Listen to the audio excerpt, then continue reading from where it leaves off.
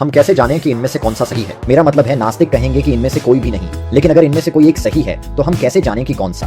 हम केवल तभी जान सकते हैं जब भगवान वास्तव में स्वयं को हमारे सामने प्रकट करें। लेकिन यह सवाल का जवाब नहीं देता, क्योंकि अलग अलग धर्म इस बात पर असहमत हैं कि भगवान ने क्या प्रकट किया है। लेकिन हम यह देख सकते हैं कि कौन सा रहस्योद्घाटन वास्तव में धर्म के उद्देश्यों को प्राप्त करता है और रहस्यों को सुलझाता है। और वह बड़ा रहस्य जिसे धर्म सुलझाने की कोशिश करता है वह यह है कि अगर भगवान ऊपर हैं और हम नीचे, तो इंसान भगवान से कैसे जुड़ सकता है। सारा धर्म इसी बात की कोशिश है कि अनंत भगवान और हम सीमित इंसानों के बीच की दूरी को कैसे पाटा जाए, लेकिन यह असंभव सा लगता है। इंसान धूल के कण से संबंध बनाने की कोशिश करे। कुछ धर्म हल करने की कोशिश करते हैं, वे कहते हैं भगवान ज्यादा करीब हैं, लेकिन इससे भगवान की महानता शक्ति का इनकार होता है। कुछ धर्म इंसान अपने प्रयासों से भगवान तक पहुंच सकते हैं, पाप पूर्णता और बुराई गलत साबित करती है। लेकिन अगर कोई ऐसा व्यक्ति हो जो दोनों भगवान भी हो और इंसान भी, ताकि वह भगवान से भी संबंध बना सके और हमसे भी, और इस तरह हम उसके माध्यम से भगवान से जुड़ सके, ऐसा व्यक्ति मौजूद है और उसका नाम यीशु है। जो व्यक्ति आपके जितना अधिक समान होता है उससे संबंध बनाना उतना ही आसान होता है। लेकिन किसी ऐसे व्यक्ति से संबंध बनाना मुश्किल होता है जो आपकी भाषा नहीं बोलता, और एक कुत्ते से संबंध बनाना उससे भी कठिन है, एक चींटी से संबंध बनाना उससे भी कठिन है, और एक पत्थर से संबंध बनाना सबसे कठिन है। ईसाई धर्म सिखाता है कि प्रकाशन केवल यीशु के माध्यम से ही संभव है, क्योंकि वही एकमात्र मध्यस्थ हैं। लेकिन यीशु केवल हमारी ओर से संवाद ही नहीं करते,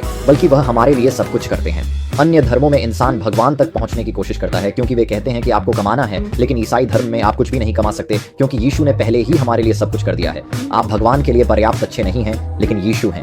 यीशु परिपूर्ण मानव हैं जो हम नहीं हो सकता था, और यदि आप उनसे जुड़े हैं तो भगवान आपको स्वीकार करते हैं, जैसे वे अपने बेटे यीशु को स्वीकार कर रहे हों। लेकिन इस हिस्से के बारे में क्या? यीशु ने अपनी इच्छा से हमारे पापों के लिए क्रूस पर प्राण दिए। उन्हें कोई मजबूरी नहीं थी, उन्होंने हमारे पापों की सजा ले ली ताकि हमें क्षमा मिले।